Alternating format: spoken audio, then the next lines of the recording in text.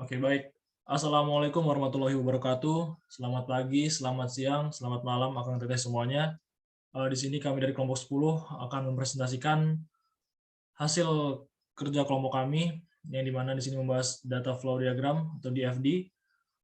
Di mana di sini ada kelompok sendiri terdiri dari saya Muhammad Amran Hafiz, Hari Prima Batubara, dan Farah Fadi Herawan dari kelas 2 Logistik B.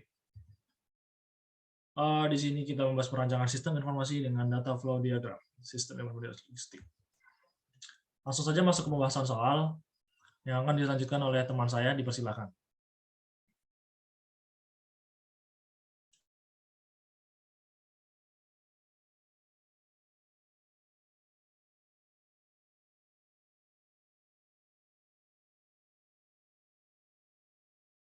Oh anjir, woi, nomor siapa yang sini? Nah, nomor satu siapa? Nggak tahu. Kan lu dari awal tadi, Far. Kan udah dibagi tadi. Lu, Far, yang pertama. Kocak gaming.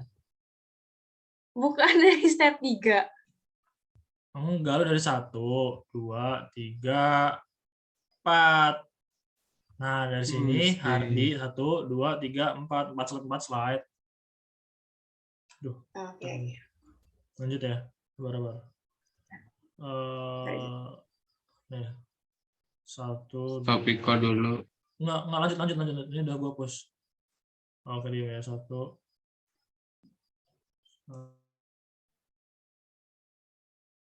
Baik, saya akan menjelaskan prosedur pemasukan barang yang step 1 itu adanya identifikasi sistem maupun data dari informasi, identifikasi data yaitu data barang, file vendor, stok barang, ada juga identifikasi informasi yaitu laporan pemasukan barang.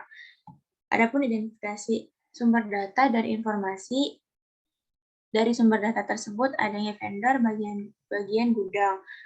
Lalu ada identifikasi tujuan informasi yaitu vendor dan bagian gudang. Next.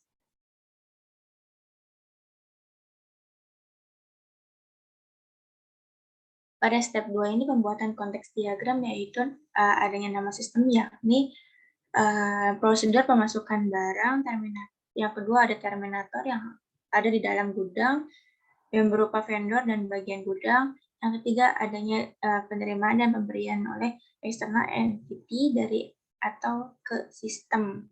Dari ke sistem ini vendor mengirimkan barang, bagian gudang mampu menginput data barang dan membuat laporan pemasukan barang. Dari sistem ini bagian gudang mampu menerima file stok barang dan file vendor. Next. Berikut ini hasil konteks diagram yaitu yang berupa file stok barang yang mencari di gudang, lalu file vendor pun adanya di gudang, lalu pemasukan barang yang dapat prosedur pemasukan barang ini yang pada PT ICT adanya data barang pada perusahaan tersebut lalu dikirimkan barang tersebut melalui vendor, lalu pada perusahaan tersebut menerima laporan barang tersebut untuk vendor. Next. Pada pembuatan dekomposisi prosedur pemasukan barang PT ICT ini pada step 3 dekomposisi dibuat setiap level yang ada dalam prosesnya. Berdasarkan soal di atas, maka proses yang terjadi pada setiap levelnya itu sebagian berikut, yaitu level 0 berupa prosedur pemasukan barang pada perusahaan ICT, level 1 yang mampu mengirimkan barang, level 2 yang dapat memasukkan barang data, yang level 3 itu mampu pembuatan pada laporan, level 1,1 atau 2,1 atau 3. Itu menjelaskan dari setiap level. Next.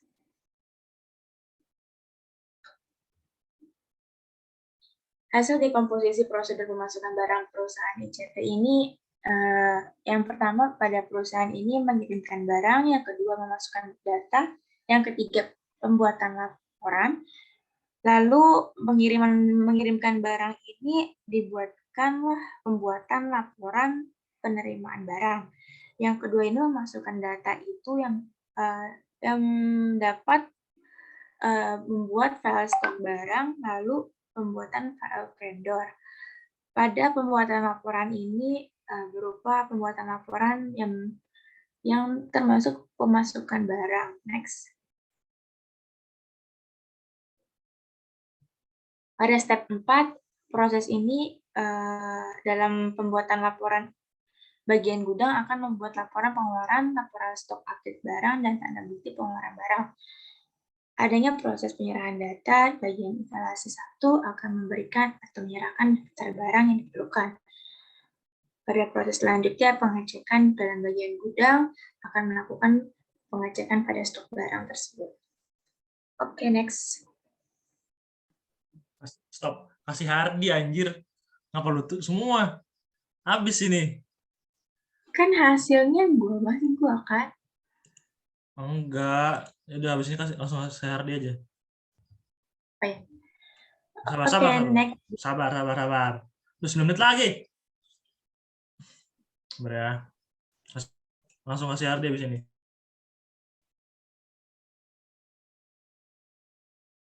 Oke, selanjutnya. Oke, selanjutnya dilanjutkan oleh teman saya Hardi. Silakan. Baik, terima kasih Farah. Selanjutnya hasil DVD diagram rinci. Pada DVD diagram rinci, level pertama adalah mengirimkan barang. Entitasnya ada dua. Yang pertama yaitu vendor mengirimkan barang ke gudang. Lalu gudang menginput data barang yang berupa pembuatan laporan penerimaan barang. Lalu akan berupa output yaitu ke vendor berupa laporan penerimaan barang. Level 2, memasukkan data.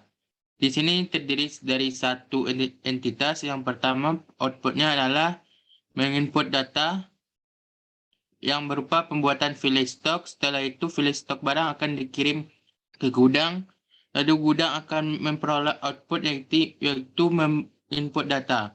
Dalam bentuk data akan membuat pembuatan file vendor, lalu output file vendor akan dikirim kembali ke gudang. Level ketiga adalah pembuatan laporan. Entitas yang ada yaitu adalah gudang. Gudang menginput data untuk pembuatan laporan pemasukan barang, lalu hasil tersebut menjadi laporan pemasukan barang yang akan dikirim ke gudang. Next. Step kelima. Pembuatan DVD level 1 mengirimkan barang. Proses yang ada pada penginputan data adalah proses untuk pengiriman barang oleh vendor. Step ke-6. Pembuatan DVD level 2.1 penginputan data. Proses yang ada pada penginputan data adalah proses untuk laporan pemasukan barang. Step yang ke-7 yaitu pembuatan DFD level 3.1, pembuatan laporan. Proses ini adalah proses yang ada pada pembuatan laporan adalah proses untuk pemasukan barang. Next.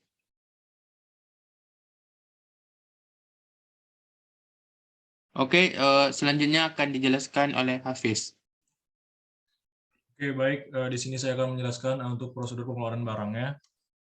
Untuk step satunya, di sini kita ada identifikasi sistem, data, dan informasi. Pertama, identifikasi data. Di sini ada data barang dan file vendor. Identifikasi informasi, ada laporan pengeluaran barang, tanda bukti pengeluaran barang, dan update stok. Lalu untuk identifikasi sumber data dan informasi. Identifikasi sumber data, pertama ada instalasi 1 dan bagian gudang. Untuk identifikasi tujuan informasi, ada bagian gudang dan pimpinan. Lanjut ke step 2. Di sini kita ada nama sistem untuk prosedur pengeluaran barang, terminator yang ada di luar gudang, yaitu vendor dan bagian gudang. Terus apa saja yang diterima dan diberikan oleh external entity dari atau ke sistem. Untuk ke sistem, instalasi 1 memberikan daftar barang. Bagian gudang mengecek stok barang, membuat tanda bukti pengeluaran barang, membuat laporan pengeluaran barang, dan membuat laporan update stok barang. Sedangkan dari sistemnya, bagian gudang menerima update stok barang, laporan pengeluaran barang, laporan update stok barang. Lalu untuk pimpinan, menerima laporan pengeluaran barang dan laporan update stok barang. Baik, di sini ada hasil dari konteks diagramnya. Yang bisa dapat dilihat dari sudut pandang dari bagian gudang. Di sini kontribusinya, pertama sih ada membuat laporan pengeluaran barang.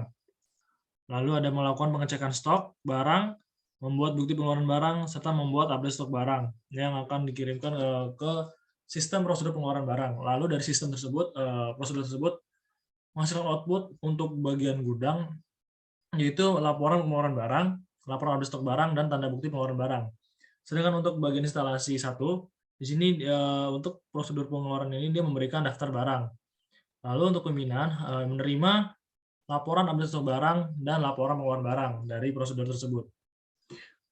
Lanjut ke step 3, di sini untuk pembuatan dekomposisinya, yang dimana pada dekomposisi dibuat setiap level yang ada dalam prosesnya. Berdasarkan soal di atas, maka proses yang terjadi di setiap level sebagai berikut.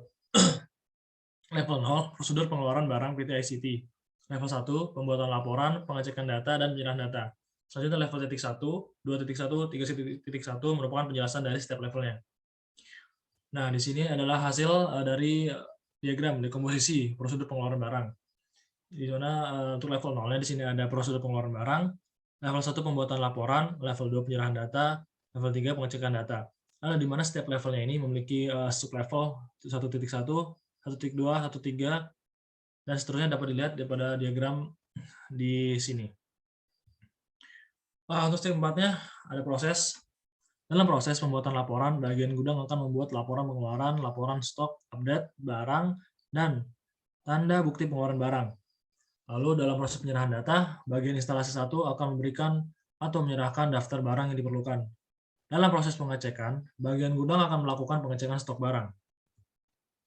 Baik di sini untuk diagram akhirnya atau diagram rinci, di mana di sini kita buat dalam satu kesatuan, yang dimana di sini dilihat dari bagian gudang memberikan daftar barang ke dalam proses penyerahan data.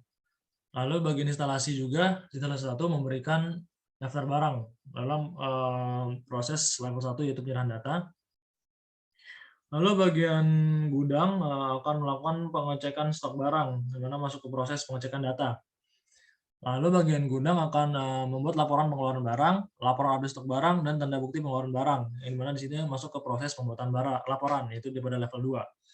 Lalu dari pembuatan laporan tersebut menghasilkan output laporan pengeluaran barang dan laporan update stok barang yang akan dikirimkan ke pimpinan. Step 5, pembuatan DFD level 1.1, penginputan data. Proses yang ada pada penginputan data adalah proses untuk pembuatan file stok barang dan vendor. Step 6, pembuatan DFD level 2.1, pembuatan laporan. Proses yang ada pada pembuatan laporan adalah proses untuk laporan pengeluaran barang. Selanjutnya step yang terakhir, step 7, pembuatan DFD level 3.1, pengecekan data. Proses yang ada pada pengecekan data adalah proses untuk bagian gudang melakukan pengecekan stok barang untuk diupdate. Baik, terima kasih. Sekian presentasi dari kami, kurang lebihnya kami mohon maaf. Kami akhiri, wassalamualaikum warahmatullahi wabarakatuh.